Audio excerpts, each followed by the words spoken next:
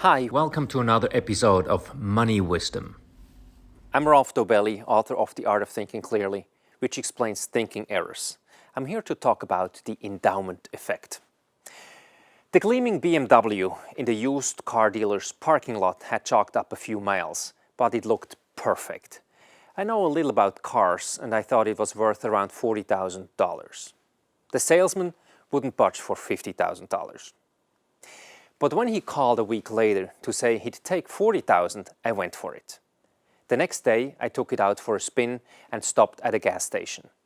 The gas station owner offered me $53,000 for the car, in cash on the spot. I politely declined. Driving home, I realized how ridiculous I was to have said no. Something I considered worth $40,000 had become mine and thus had suddenly gained a value of more than $53,000. If I were thinking rationally, I would have sold the car immediately. So I'd fallen under the influence of the endowment effect. We consider things more valuable the moment we own them. If you're selling something we own, we charge more for it than we'd even spend on it ourselves. Psychologist Dan Ariely tested the endowment effect in one of his classes. He did a lucky draw for tickets to a big baseball game. Then he polled the students to see what they thought the tickets were worth. Those who didn't win guessed around $170, but the winning students wouldn't sell for less than $2,400 on average. Why not? The simple fact of ownership made them add zeros to the selling price. The endowment effect, seeing things as more valuable as soon as we own them, is why we're better at collecting than at casting things off.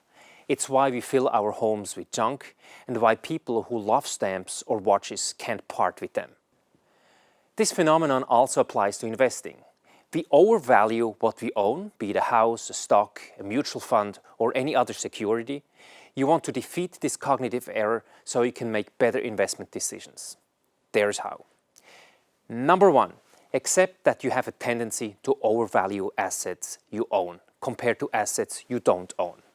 This isn't logical, but it's just how our brain works. It's why you cling to old investments that no longer make sense.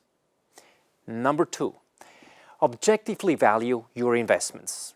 Don't just go by your mind's incorrect feelings. Instead, do the math. Number three, the endowment effect gives near ownership a glow, just it enhances ownership. Auction houses drive on this. People who bid on an antique table until the end of an auction begin to feel it's practically theirs, and that increases its value. The would-be owner is suddenly willing to pay much more than planned.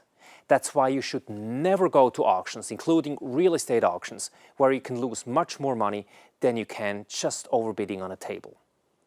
To sum up, you will automatically perceive that something you own is more valuable than something you don't own. This makes you cling to investments even when logic says to sell them. With investing, listen to your logic and ignore your intuition. Thank you.